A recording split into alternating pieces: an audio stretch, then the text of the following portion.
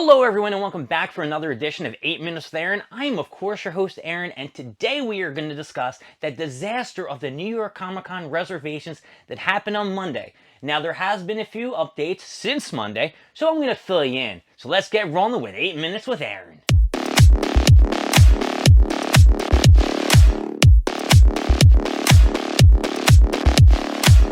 Monday was a disaster, as I mentioned before. A lot of panic, a lot of anxiety, a lot of people were very unhappy with the way the New York Comic Con handled the reservations.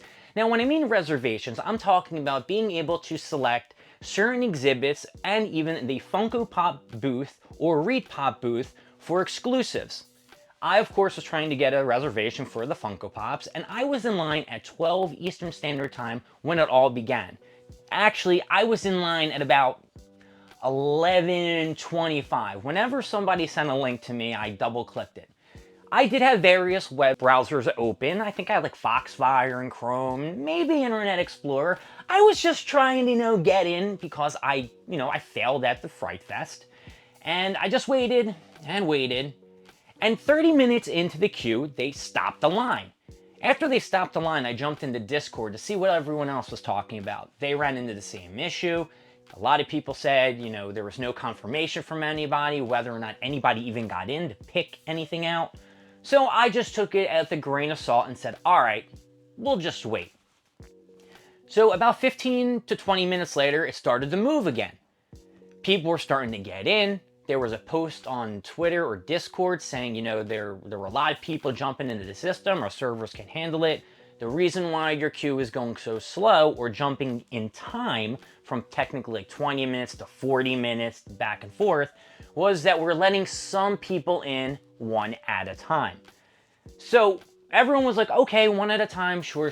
But at that time, there's bypass links going on to get around the page. People are freaking out because that's the first thing everyone thinks of is someone's hacking the system, I'm not in the right place, or someone gave me the wrong information. Granted, it probably was happening. Everyone was skitzing out. And it was worse at 1:30 when they stopped the line again. Now, this is an hour and a half into the reservation queue. Who expected to be in a queue for an hour and a half to pick a reservation? Not me. I actually had to go to work. So on my way to work, I had my phone on the seat just watching this timer go. So about, I want to say a half an hour later, they started the lines again. A lot of people in Discord that I was checking with, they were actually sending me confirmations that they had between 10:30 and 11:30 for the Funko Pop booth. So I was like, all right, well, I'm not going to get in if I still have an hour wait. So on my phone, it started moving and moving and moving. And I'm like, yes, let's go, baby. And then people started saying, we're not seeing any kind of reservations for Funko anymore. So then, I sink into this deep, dark depression that I've just waited almost 2 hours in a line and I'm not going to get anything. Now, they said there were certain exhibitions that weren't showing up, that they were clicking stuff and it was blank. Some people were even able to pick an exhibition or a reservation for the Funko booth and weren't getting confirmation emails about 10-15 minutes later. So all this anxiety, all this anger and disappointment in people, and it wasn't really fair. So at 2:33, I should say, I want to be kind of exact, they sent out a letter on the queue page that said, we encountered thousands of people trying to make reservations today, and our system couldn't keep up with it. Duh! I know that they had a problem back in 2019 with the New York Comic Con going the same way when there was actual booths before COVID happened. So the anticipation for what was going to happen today, they should have been aware of this. They should have prepared in advance. And I know they watch other Funko drops. And the reason I'm talking about Funko is because most of these people want Funko Pops in that Funko booth. The exhibitions, you can tell me that I'm wrong, but I don't know if they're, a necessity for people because I know there's a lot of other things that happen at Comic-Con. But they know how popular Funko Pops are, so you would think that they know their servers are going to be overloaded by people who are actually badge holders and others who are just trying to get into this system and sell them on a secondary market, the scalpers and crap like that. So it just surprises me how in 2022, people aren't prepared for this stuff. And it's a really big letdown for the people who wasted 2.5 hours just for you to say, sorry, we're not taking any more reservations for today. We're gonna have to go and think about what happened today, and then we'll come back at a later time to tell you when you can actually try again.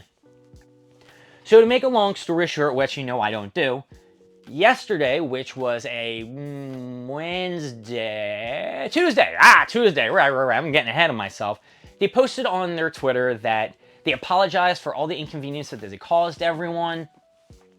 However, if you did get a reservation, you are to keep that reservation, and we will think about when we're going to release the next date for the rest of the reservations.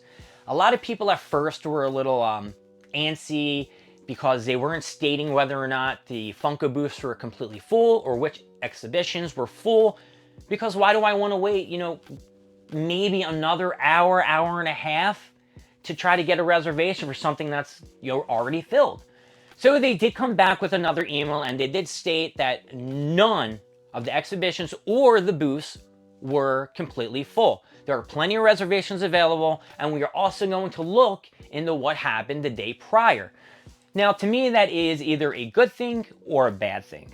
In a good way, maybe they're going to do a little cross match about who inserted their emails and got to certain times at the exhibitions, at the Funko Pop booth, compared to the people that actually have New York Comic Con badges who are fan verified, which they stated on their website you were going to need for not just Funko Fright Night, but for reservations. And they did not do that. Now they are going with their original plan, but they still stated you have to be in the queue. So they said basically tomorrow, if you are not signed up via show tickets or being able to log in your account, you are not going to be able to get into the reservations.